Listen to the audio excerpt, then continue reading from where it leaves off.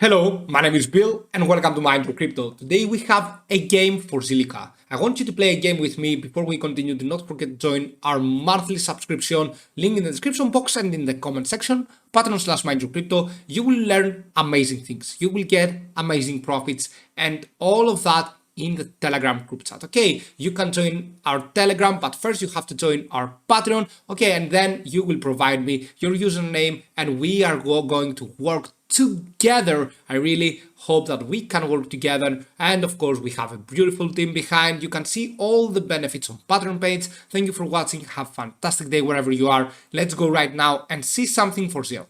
So I'm going to give you some few minutes actually to think about what do we have right here, the point that I'm circling, and if you know already what we have, what we probably have, okay, then of course you are in a good way to trade. However, if you do not know, please search the books, and of course this is pattern, okay, pattern, candlestick pattern, so I can provide you some information right there. If you do not see anything, then just search more, study more, and you will be able to recognize some things better. So I'm going to give you a few minutes, and of course you can, if you disagree, you can write in the comment section down below once I expose the secret right there for you. Anyway, what are we going to start first? We are going to start with the 4-hour frame. We are seeing a higher low pattern, but this is eventually not enough because we are seeing a higher high as well, while we are seeing a lower high pattern on the price. This is not so good. The Fisher transform is the same, higher high right here, while we see a lower high, in the price action. And of course, if we go to the commodity channel index, we have the same thing, higher low but a higher high as well for ZIL. So what is next? Let's go to the daily frame as well.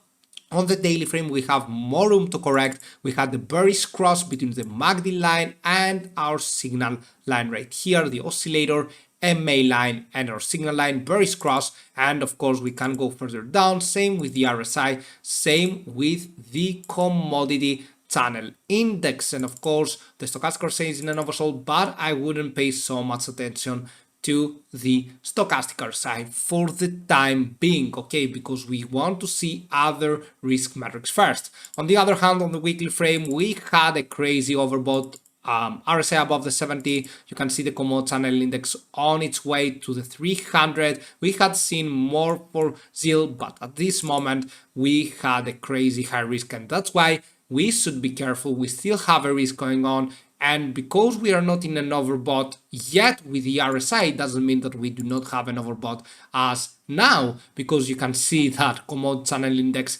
is still in an overbought situation while we drop down. Okay, so eventually that means we can correct even more. I'm going back to the 4-hour frame. I'm going back to what I circled right here, and now I'm going to expose what I personally see here. I am personally seeing on the 4-hour frame a descending triangle. This is the time that I was seeing a descending triangle with lower highs and of course the same lows. I feel like we are going to get even lower. This is a continuation pattern. After a downtrend, what do we have right now is that we are seeing sometimes descending triangle, and then we keep getting further down.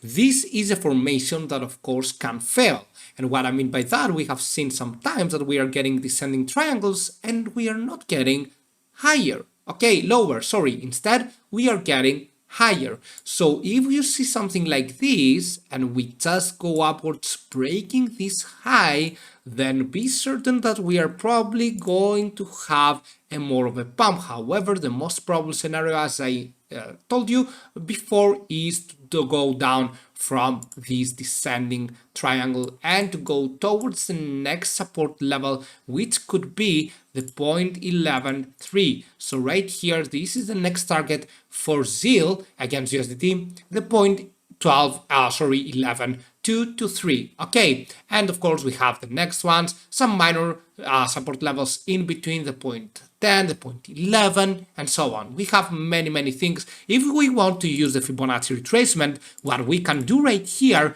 is to just zoom in a little bit so you can see it clearly, and we go from this bottom right here up to this top, and you can see that we can find some important support levels as well using the Fibonacci numbers. Okay, so it is very important to know that we can also use the Fibonacci tool, the Fibonacci numbers, these important lines right here.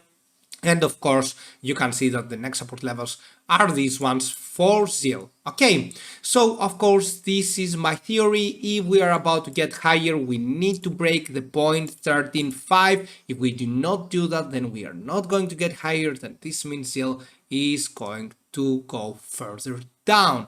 The most probable scenario is for the short term to keep getting down. Thank you for watching. Do not forget to join our monthly subscription and see you soon with many more videos. Bye.